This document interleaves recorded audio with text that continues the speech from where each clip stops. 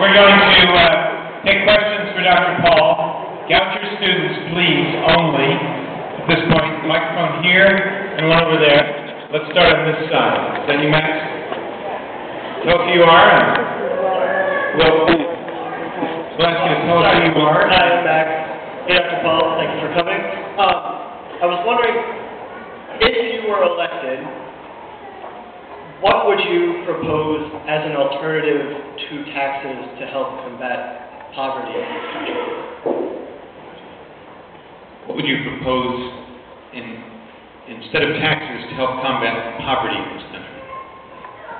Well, the government, is this working? The government has never been very good at eradicating poverty. Matter of fact, they're the culprit. They're the ones who create the poverty. Today, we've had about 50, 60, 70 years of government trying to eradicate poverty. We have more now than ever before. The extreme of socialism and welfareism always ends in poverty and starvation.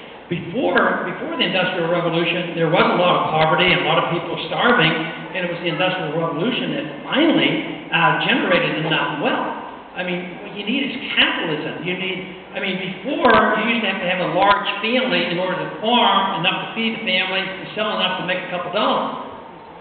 When capitalism came in, Industrial Revolution came in, you get a tractor, replaces the job of all those people. That's what you have to have. You have to have sound investment. But what the government can do is protect the rights of individuals, protect property rights, protect contract rights. And poverty is so often a consequence of the destruction of money. Inflating the currency, destroying the currency, wipes out the middle class. And just think of the third world nation. Think of the country just south of us. I mean, they don't have hardly a middle class because they're always destroying their currency. So if you truly want to help take care and eradicate poverty, you have to believe in freedom, and you have to believe in the marketplace, and you have to believe in sound money and contractual law.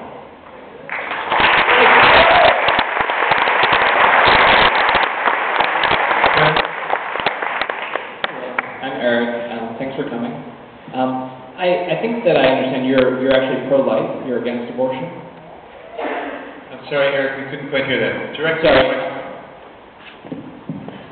Congressman, I understand that you're actually pro-life. You're against abortion.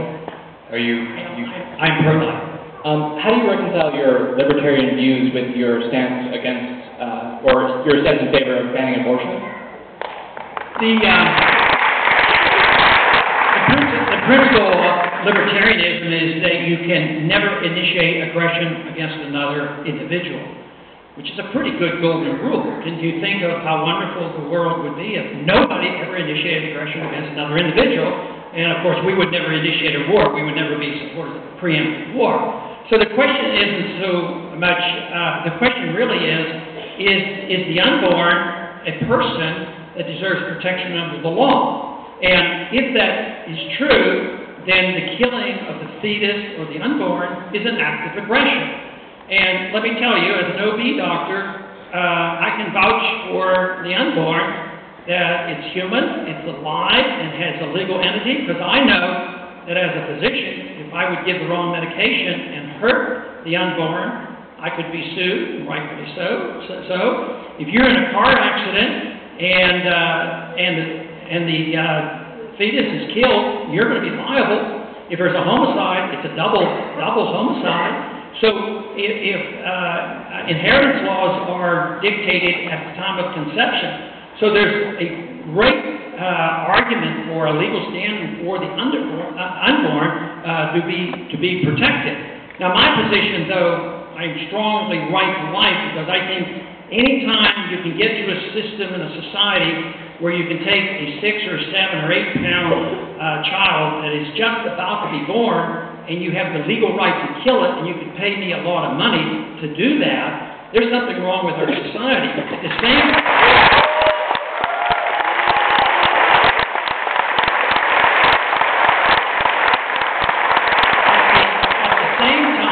if a baby is delivered, and the frightened young mother might throw that baby away, 1 minute after the birth, she's arrested for murder. There's something, very inconsistent about that. But my position politically is the federal government shouldn't be involved.